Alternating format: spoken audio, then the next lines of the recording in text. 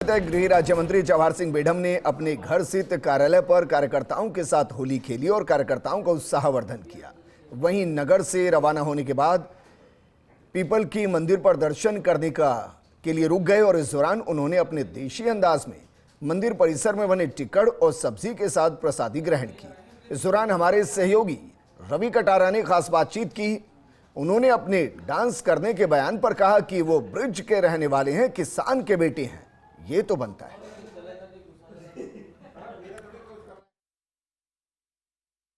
त्योहार है। मंत्री जवाहर सिंह बेढम ने आज नगर में अपने कार्यकर्ताओं के बीच में होली खेली है, जिसके बाद वो डीग के लिए रवाना हुए हैं, जहां उनका जो पैतृक गांव है बेढम, वहां उन्होंने दर्शन किए हैं। तो दर्शन करने के बाद आप देख सकते हैं जो सादगी है, वो एक किसान नेता की जो सादगी होती है वो सादगी है नजर भी आ रही है।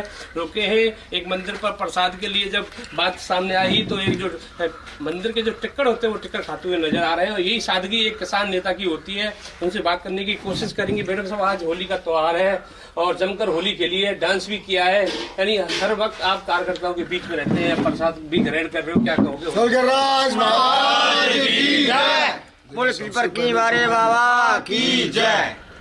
होली के इस बहुदिवसीय कार्यक्रम की सबको शुभकामनाएं देना चाहूँगा। ये त्यौहार हमारे ब्रज में बहुत प्रसिद्ध और महत्वपूर्ण त्यौहार है। यूँ तो पूरे विश्व में जहाँ सनातन के अनुयायी रहते हैं वो सभी होली अपने अपने तरीके से मनाते हैं, लेकिन ब्रज की होली पूरे विश्व में प्रसिद्ध है। चूँकि मैं 2-3 दिन से ही विधानसभा क्षेत्र में हूँ, तो लोगों का जो प्यार है वो आप देख सकते हैं कि जगह जगह रास्तों में खड़े मुझे हमेशा ही मिलते हैं, लेकिन आज होली का त्यौहार है, सब लोग गुलाल लेकर के जब मिले तो गले मिलकर मुझे अच्छा भी लगता है, उनकी बात भी सुनता हूँ और त्यौहार के अवसर पर मिलने जुलने से एक सकारात्मकता का भाव पैदा होता है। नगर के कार्यालय पर हजारों की संख्या में लोग सुबह से ही तांता लगा हुआ था। मेरा जाना स्वाभाविक है, मैं कार्यकर्ताओं के बीच में होली मनाऊं। जो लोग पोलिंग पर लड़ते हैं, जो लोग हमेशा संदेश देने के लिए काम करते हैं, जिनके लिए मैं चुना गया हूं, उनके बीच में होली मनाऊं, ये मेरा संकल्प हमेशा रहता है, जिसको मैं पूरा भी करता हूं। अब चूँकि यहाँ ये पीपल की मंदिर मेरे गाँव का पैतृक गाँव बेढम है, वहाँ का सिद्ध स्थल है। मैं जब भी इस रास्ते से निकलता हूँ तो कोशिश करता हूँ कि मत्था टेक करके जाऊँ। आज होली का त्यौहार, तो आज के दिन कल भी पूजा हुई, आज भी पूजा हुई। मेरा सौभाग्य है कि मैं उनके दर्शन करके, ये ठीक है महाराज जी ने कहा कि भाई टिक्कड़ बने प्रसादी पाओगे, तो मैं कैसे छोड़ सकता हूँ मंदिर का प्रसाद। अच्छा, एक बात नजर आई, पिछली बार का जो होली का डांस था वो पहले ही वायरल हो गया, तो आज फिर डांस किया नहीं। लोगों में एक बात ये रहती है कि मंत्री जब बेढम डांस करते हुए नजर आते हैं तो उनके डांस का कोई तोड़ नहीं है, यानी कोई डांस अच्छा ऐसा कोई नहीं है जो कर पाता हो आपकी तरह। गांव में चौपे होगा डांस तो देखिए, निश्चित रूप से जब कार्यकर्ताओं का भाव रहता है कि नहीं आपको नृत्य करना ही है, तो ऐसे मौके पर जो भाईचारे का त्यौहार है वहाँ आपस में नृत्य करके हम खुशी का इजहार करते हैं। क्योंकि फसल भी इस समय आती है, हमारी गेहूं की फसल आ रही है, चने की फसल आ रही है, हमारी सरसों की फसल आ रही है, तो फसल के समय पर किसान उल्लासित रहता है। उल्लास में इस त्यौहार को मनाने की एक परंपरा हमारी रही है।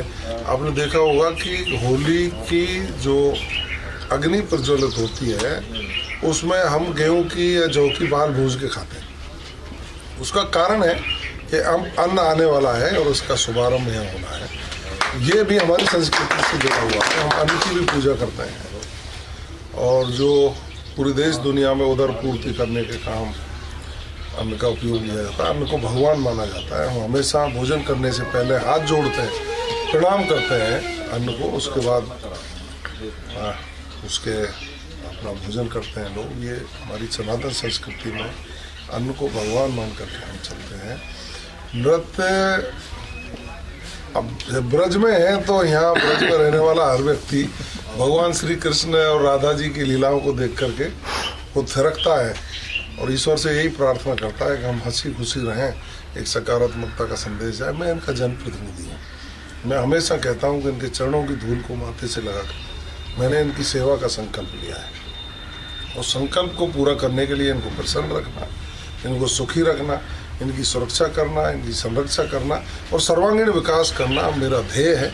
उसको मैं ईश्वर की कृपा से, माननीय भजन लाल जी मुख्यमंत्री जी हैं, उनके आशीर्वाद से राजस्थान की सरकार जिस तरह से काम कर रही है, नगर विधानसभा क्षेत्र में हजारों करोड़ के काम एक वर्ष में सैंक्शन हुए, वो धरातल पे भी आ रहे हैं। मैं कर रहा हूँ, चाहे कोई सा भी क्षेत्र हो, जरूथर बेल्ट हो, खो बेल्ट हो, सीकरी बेल्ट हो, जालूकी हो, नगर हो, सब में कुछ ना कुछ ऐसे काम करा करके जो वर्षों से नहीं हुए, जो लोगों की डिमांड थी, जगह जगह शादी में, ब्याह में, कार्यक्रम में कहते ही थे काम होना चाहिए। बहुत लोग विधायक यहाँ से रहे हैं, वो सब मेरे सम्माननीय हैं और जिंदगी भर किसी के माथे नहीं लिखा हुआ होता, लेकिन सकारात्मकता रखनी चाहिए। जब तक हमारे ऊपर जिम्मेदारी है तब तक हम नगर के बच्चे बच्चे की सेवा करके इनके विकास की परिकल्पना को पूरा करने का काम करें। एक लास्ट सवाल, जब विधायक बन जाते हैं, मंत्री बन जाते हैं तो दिनचर्या होती है, उसमें चेंज आता है, लेकिन आप विधायक बने, मंत्री बने, उसके बाद देखा गया जो सादगी है, जैसे राजेश पायलट कभी पंगत में बैठकर खाना खाते थे कार्यकर्ताओं के साथ, कभी किसी के, आपने अभी रास्ते देखा एक बच्चे को रोका, उसको मिठाई दी, होली खेली, उसके साथ एक सादगी जो राजेश पायलट की है वो आप में भी नजर आती है। देखिए, मूल को कभी नहीं छोड़ना चाहिए। आखिर बहुत बड़े लोग विद्वान होकर के बड़ी बड़ी सुख सुविधाओं को छोड़ करके साधु बने हैं। उसके पीछे कारण ये है कि हम किसान के बेटे हैं और एक साधारण किसान, मेरा परिवार इसी गांव में रहता है।